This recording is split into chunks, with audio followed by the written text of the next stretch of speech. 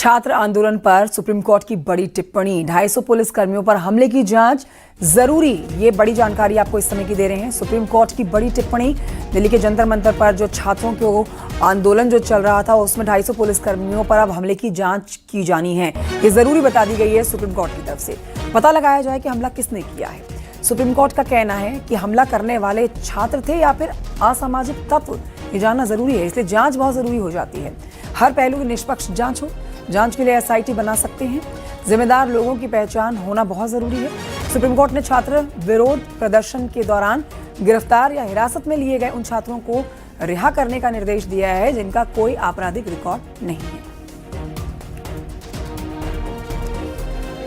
तो लगातार supreme court के अंदर इस मामले पर सुनवाई हो रही है और अब जो एक बड़ी जानकारी निकल कर आ रही है दिल्ली के जंतर मंतर पर हुए छात्र आंदोलन के बाद सुप्रीम कोर्ट में चलती सुनवाई के दौरान, वो ये कि सुप्रीम कोर्ट कह रहा है कि 250 पुलिस कर्मियों पर हमले की जांच बहुत जरूरी हो जाती है।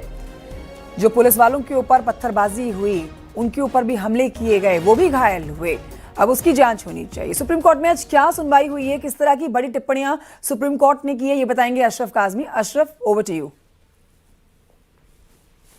महत्वपूर्ण बात यही है कि जो आज जंतर मंतर पे जो पथराव हुआ, आंदोलन हुआ, लाठीचार्ज हुआ, तो उसमें कौन कौन दोषी है, किस किस तरह से होगा। तो राज्य सरकार जो अलग अलग एफआईआर दर्ज हुई है, तो इन सब पर चर्चा की गई और सबसे महत्वपूर्ण ये बात सामने आई है कि पुलिस पर जिन लोगों ने हमला किया, जिन लोगों ने हिंसा को भड़काया, उनकी पहचान की जाएगी। और इस काम को पुलिस जो है लगातार कर रही थी। फेस रिकग्निशन जो टेक्निक होती है उसके जरिए डेटा से उनको मिलाया जा रहा था। जो एनसीआरबी का डेटा होता है उनके जरिए उनकी पहचान की जा रही थी कि इसमें जो बच्चे या लोग जो शामिल हैं, क्या वो छात्र हैं या वो बाहर के लोग हैं, यानी कहीं से वो बाहर से आए हैं जो अपराधी किस्म के लोग हैं और हिंसा को बढ़ावा दे रहे हैं। तो इस तरह की यहाँ पर बातचीत चल रही है और सुप्रीम कोर्ट ने साफ कह दिया है कि जो हिंसा को बढ़ावा दे रहे हैं उनकी पहचान की जाए और फिर उन पर कार्रवाई की जाए।